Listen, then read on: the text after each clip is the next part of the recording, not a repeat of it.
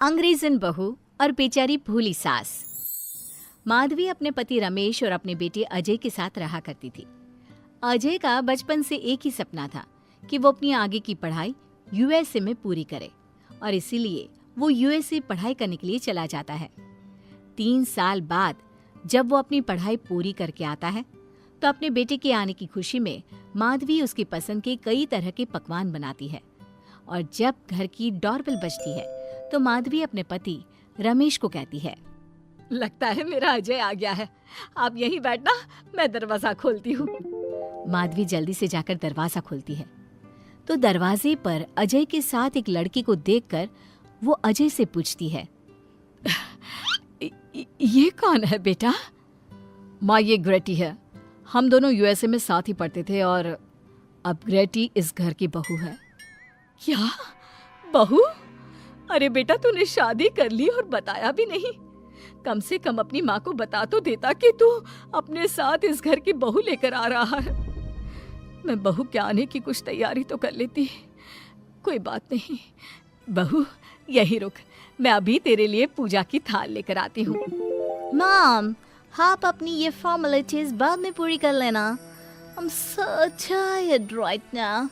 आजा डार्लिंग, अपना रूम कहाँ है?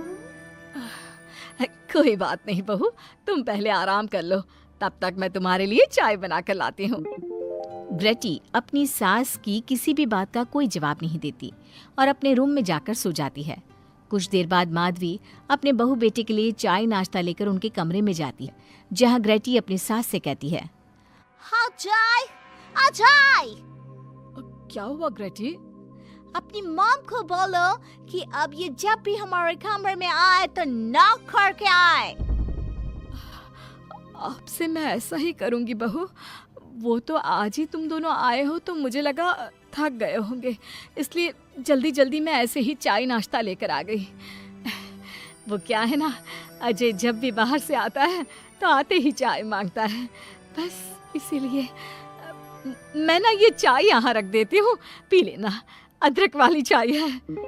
ये बोलकर माधवी वहाँ से जाने लगती है। तभी ग्रेटी अपनी सास से कहती है, जाते हुए अपनी साथ अपनी ये चाय भी ले जाओ, क्योंकि अजय अब चाय नहीं पीता। हाँ माँ, जब से मैं यूएसए गया हूँ तब से मैंने चाय पीनी छोड़ दी है। अब एक काम करो, हम दोनों के लिए कॉफी ले आओ, मैं सच में बहुत ज्यादा थक गई हूँ। अरे ठीक है, ला देती हूँ। अच्छा बेटा, तुम्हारे मम्मी पापा इंडियन है या फिर वही अंग्रेजी है? मेरे मम्मी पापा इंडियन हैं, पर मैं शुरू से यूएसए में रही हूँ, इसलिए मैं खुद को अंग्रेज़ी मानती हूँ। वैसे अब जल्दी से जाकर मेरे लिए कॉफी लेकर आओ और मेरे बारे में इतना ज्यादा इंक्वायरी करने का जरूरत नहीं है। अरे हाँ हाँ, अभी लाती हूँ। वैसे बहू, मैं तुम्हें ना इंडिया के सारे तौर तरीके सिखा दूंगी। अरे क्या हुआ, तुम्हारी परवरिश अगर यूएसए में हुई है तो इंडियन ही ना। आपसे ज्ञान नहीं मांगा है, अब कुछ देर के लिए हम दोनों को अकेला छोड़ दो प्लीज, हाथ छोड़ता है। अपनी बहू की बात सुनकर माधवी वहाँ से चली जाती है।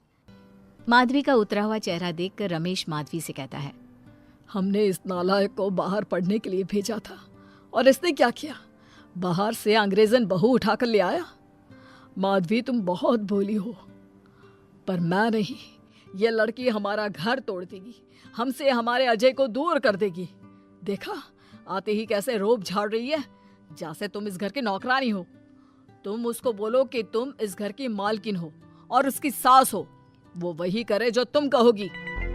अरे आप बेकार में ही गुस्सा हो रहे हैं। बहू यूएसए की है, यहाँ नई नई आई है, उसको यहाँ के तौर तरीके नहीं पता और वो मुझे अपनी माँ मानती है, तभी तो अपने नखरे दिखा रही है। वैसे भी ना बहू बेटी दोनों बराबरी होती है। माधवी, कौन सी बेटी अपनी माँ से ऐसे बात करती है जैसे तुम्हारी बहू कर रही है? मैं बस तुम्हारे कहने पर चुप हूँ, वरना मैं अपने बहू बेटों को आज ही घर से निकाल देता। ये कहकर रमेश वहाँ से चला जाता है। ऐसे ही कुछ दिन बीत जाते हैं और ग्रेटी अपनी बेचारी भोली भाली सास पर अत्याचार करती रहती है। ग्रेटी अपना सारा काम अपनी सास से करवाती और उसी को भला बुरा सुनाती।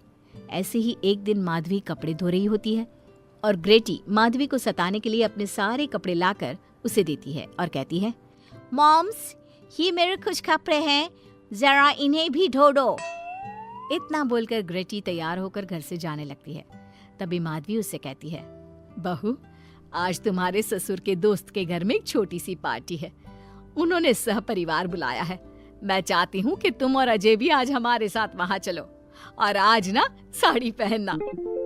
मॉम, अभी मैं क्लब जा रही हूँ। रात को मुझे टाइम मिलेगा तो आपके साथ चली जाऊंगी, पर साड़ी बारी नहीं पहनूंगी। ये कहकर ग्रेटी वहाँ से चली जाती है। शाम हो जाती है। सब ग्रेटी के घर आने का इंतजार करते हैं और इस वजह से कोई भी पार्टी में नहीं जा पाता। इंतजार करते करते रात के 12 बज जाते हैं। 12 बजे रात को ग्रेटी नशे की हालत में जख्मी घर आती है। अपनी बहू के सर और हाथ पर लगी चोट देखकर माधवी परेशान हो जाती है और जल्दी से फर्स्ट एड का बॉक्स लाकर अपनी बहू के सर पर पट्टी करती है। एक माँ की तरह प्यार करते हुए वो अपनी बहू से कहती है, बहू, तुझे चोट कैसे लग गई बेटा? मैं घर आ रही थी, एक बाइक वाले से मेरी टक्कर हो गई। कोई बात नहीं बेटा, कल सुबह होते ही तुझे अपने फैमिली डॉक्टर के पास ले जाऊंगी।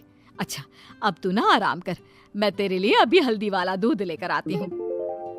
माधवी, मैंने तुम्हें पहले ही समझाया था, ये अंग्रेजन हमारे घर के लिए ठीक नहीं है, पर तुमने मेरी एक नहीं मानी। अब देख लो, आज इस अंग्रेजन बहू की वजह से सारे मोहल्ले में हमारी नाक कट गई है। आज सब हम पर हंसते हैं और ये सब कुछ तुम्हारी वजह से हुआ है, तुम्हारी छूट की वजह से हुआ है। ये कहकर रमेश अपने रूम में चला जाता है, पर माधवी अपनी बहू की पट्टी करके उसे उसके कमरे में जाकर सुला देती है।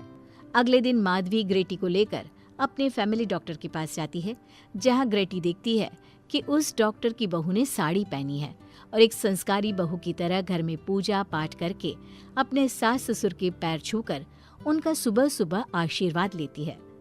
डॉक्टर की बहू को देखकर ग्रेटी को अपना बर्ताव याद आता है और उसे एहसास होता है कि वो अपनी भोली और मासूम सास के ऊपर कितना अत्याचार करती है, पर फिर भी माधवी सबसे लड़कर हमेशा उसका साथ देती है। ये सब देखकर ग्रेटी को पश्चाताप होता है और कुछ देर बाद वो दोनों दवाई लेकर घर आती है। जब माधवी ग्रेटी को दवाई खिलाने के लिए उसके पास जाती है तो, मॉम, मुझे माफ कर दीजिए, मैंने कभी भी आपके प्यार को नहीं समझा। आप पर इतना अत्याचार किया, आपकी बेइज्जती की, आपसे घर का सारा काम करवाया। आपने मुझे कितनी छूट दी, पर फिर भी मैं आपके साथ इतना बुरा करती थी।